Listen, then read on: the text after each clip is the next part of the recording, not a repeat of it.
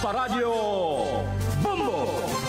So this time mga kabombo, mapalad kita no, gamikan kay ani-ana, makauban nato ang atuang dinapit ka bisita. Live direktamente or live via our Zoom mga sukinting paminaw gikan diha sa may Davao del Norte, no? Partikular sa may Davao del Norte Police Provincial Office ang PIO or Chief PIO Davao del Norte Police Provincial Office, si Police Lieutenant Vanessa Quibel. Police Lieutenant Quibel, ma'am, good morning. Welcome ka din sa Bombo Radio Davao. Good morning, sir. Thank you sa pag-invite sa ako sa programa ninyo sa Davao, which is the Bombo Radio. And good morning to all the viewers and listeners. Okay. Alright. Police Lieutenant Quibel, ma'am, kagahapon may makapakurat no nga dakong insidente gipatay kini magtiayon sus pinaagi para bagyod sa pagpanigbas. Pero ang mayo dinhi, ma'am, gamikan kay paspas na karesponde ang atuang mga otoridad. Confirm na ba ni ma'am nga kining usa sa mga suspect na nakaroon sa kustodiya sa otoridad? Yes po, sir, no? As per the progress report from IGC-SPS na nasa kustodiya sa estasyon, ang mahimong suspect sa double murder. So, nana siya karon sa station, and according sa progress report, preparing na sila for filing the case against the suspect. Alright. Ma'am, diri sa portion nga ni, Tagalog lang nato, no? Kay daghang mga nakatune nga ato ang mga kaigsoonang istasyon dito usab sa Luzon and the Visayas area. Ma'am, itong suspect ba, tama na isa siyang active na task force dyan sa Samal as per your local chief executive? Based sa report po, sir, and initial profiling ng ating investigator on case, which is subject to confirmation, ang ating suspect po is part ng KAA of which is based sa Samal. So it is still based for subject for confirmation. It is the initial profiling of our suspect. Ayun. Okay, ma'am, sa krimen mismo, dalawa ang pinatay eh. Sa tingin niyo ba itong isang suspect na nasa kustodiya na ng ating otoridad, siya lang ang natatanging suspect, ma'am Vanessa? Yes, sir, no, based on the investigation conducted by our investigator on case, and based on the CCTV footage that was reviewed by our investigator on case. So, isa lang po yung suspect na gumawa ng double murder na krimen sa dalawang mag-asawa po. Alright. Police Lieutenant, may angle din may sabi-sabi din na itong suspect parang may insidente na naghasa daw itong victim na babae. May measure na ba ang ating authority, especially sa medical team, Police Lieutenant Quibel, sa portion na yon na parang naghasa daw eh? So, the station already coordinated, no, from sa pangyayari pa lang sa crime scene. So we have coordinated with our Davao Norte Provincial Forensic Unit or SOCO who processed the crime scene. And as of now, we're still waiting pa rin po sa result ng kanilang swab test. So they conducted swab test po para ma-confirm if ginahasa ba yung babaeng victim natin. So as of now, hindi pa tayo makapagbigay ng confirmation until makapagbigay din po sila ng confirmation from their test na conducted ng SOCO. Ma'am, Police Lieutenant Quibel, ma'am, pwede ba naming makuha ang complete name ng suspect, ma'am?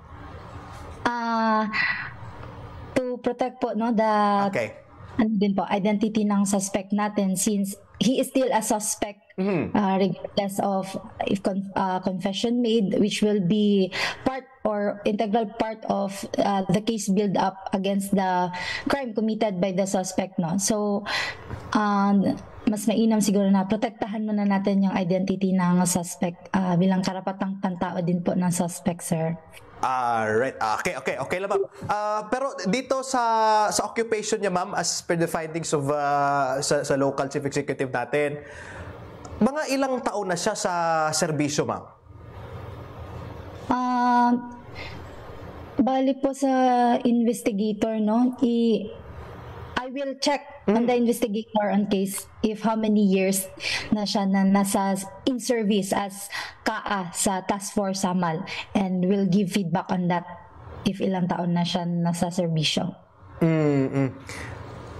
Maaari mo bang isalaysay paano siya natumbok ng itong mga otoridad natin? Doon ba sa pabuya na 100,000 or talagang sa pursuit operation ng PNP? Actually, it is the effort po ng PNP natin, no? So, the suspect, while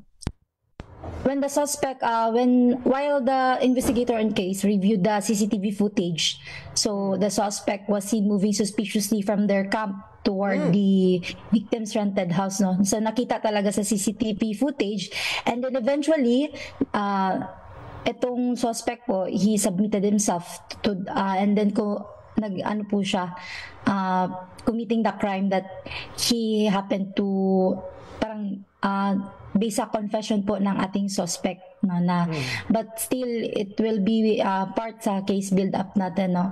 So, when I was talking to the investigator on case, so nagtanong ako kung ano yung motibo ng suspect, kung bakit niya nagawa yung crime. So, initially, yung suspect is under the influence of liquor. Nung nangyari yung crime. Oo. Based sa initial investigation ng ating mga investigators, allegedly, parang may gusto itong ating suspect sa babaeng biktima. Nako. And then, under the influence of liquor, itong suspect natin, pumunta malapit sa rented house ng victims kasi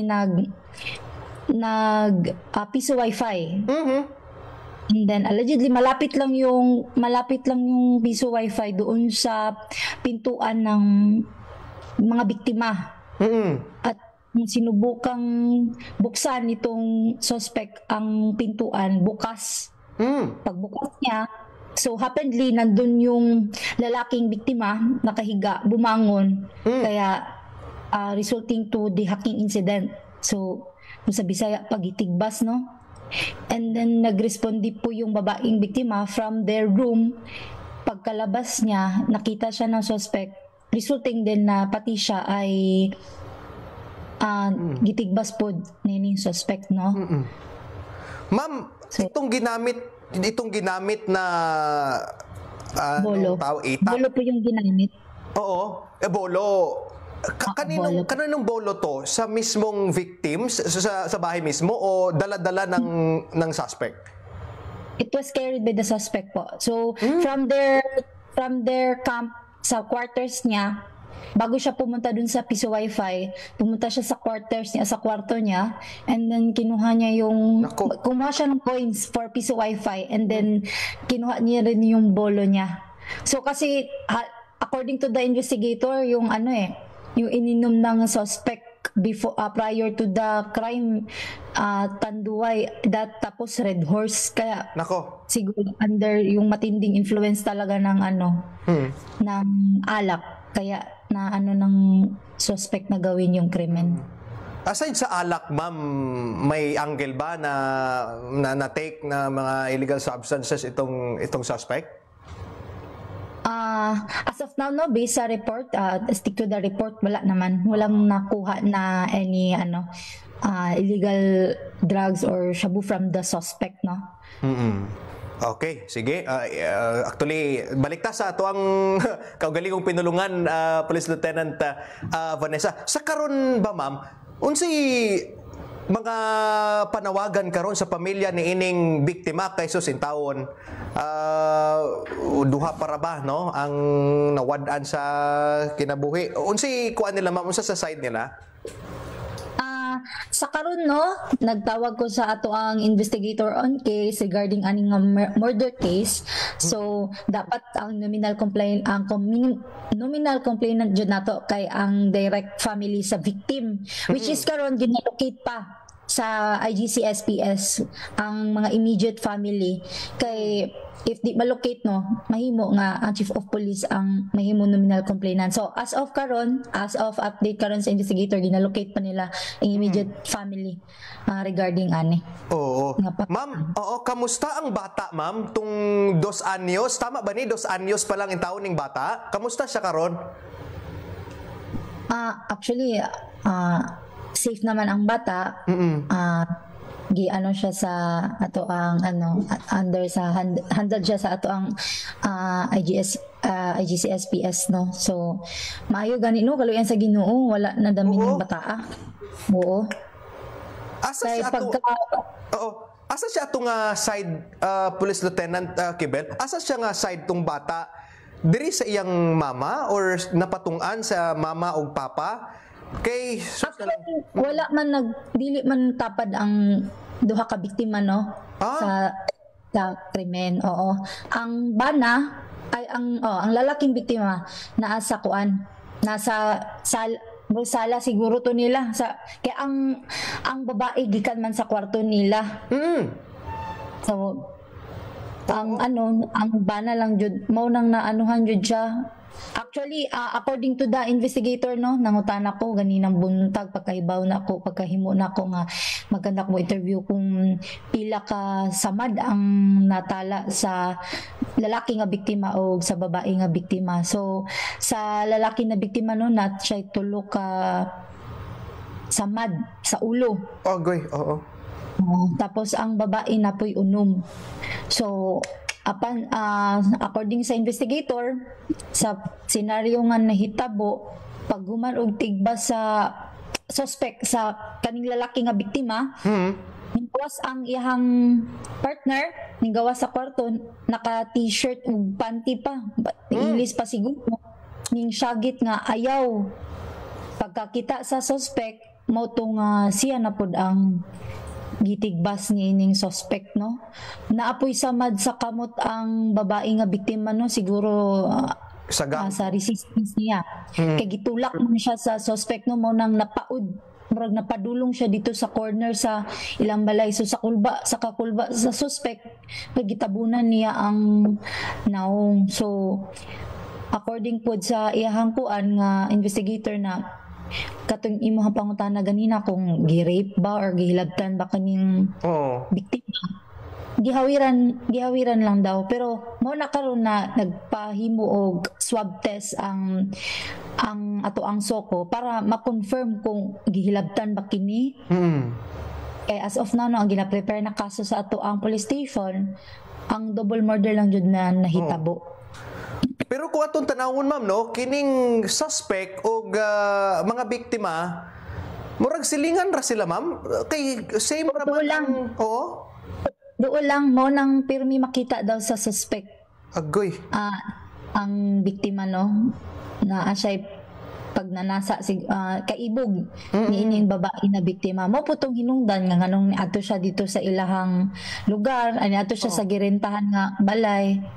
O iyang pamulong niya nga nagdala siya og kaning bolo, which is nahimong modo sa iyang subject ng gamit instrumento sa iyang pagcommit sa crime kay pangdepensa da niya. So mo jud ang mahitabo kung under ka sa kanang kusog nga impluwensya sa ilim nun.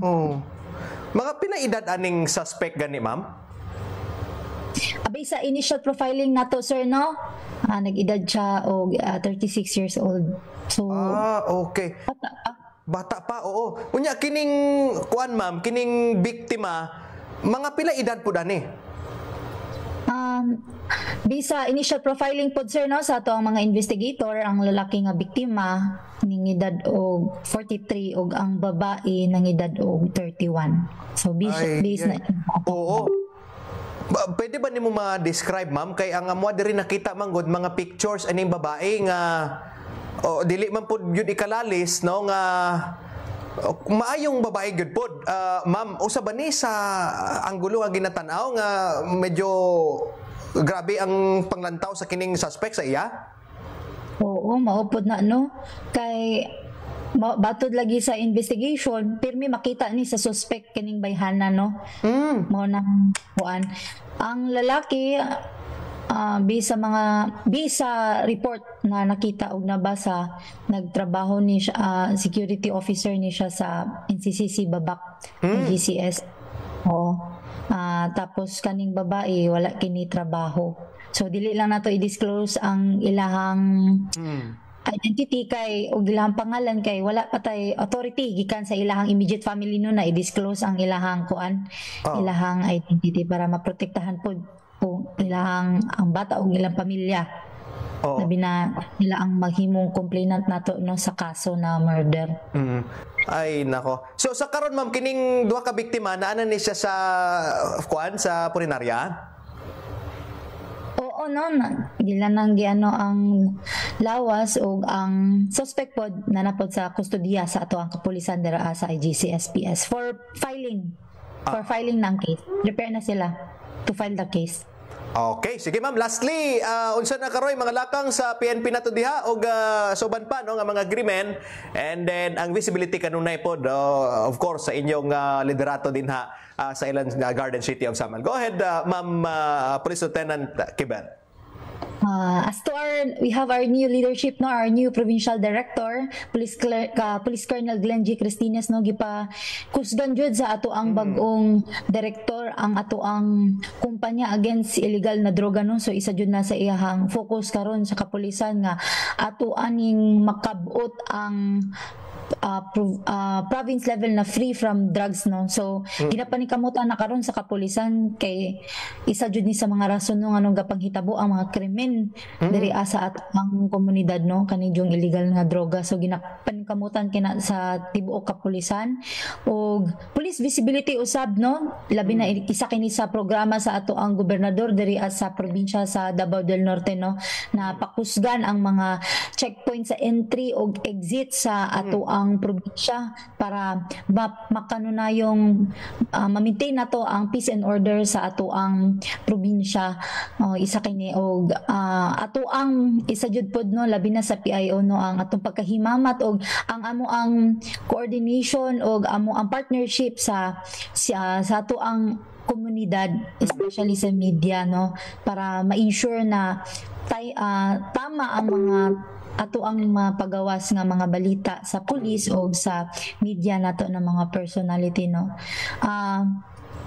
Last na lang kini no, mensahe nato sa tanang katawhan no, labi na sa mga nagapaminaw kining programa na magmakanunayon kitang maging safety o ipag-coordinate kita sa ato ang kapulisan sa makapirmi kung namoy makita nga mga dili maayo o tingin ninyo nga kanang suspiciado no, always mo you can call the different hotlines po sa province ng Davao del Norte and also call 911 para mapabilis ang atong pagresponde sa mga krimen o ginaauhag mo na mag-participate no kauban ang mga kapulisan kay ang business sa kalinaw dili lang man kini sa kapulisan no, ngunit sa tibuok katawhan no, ato aning business na ma-maintain nato ang peace and order sa ato ang lugar.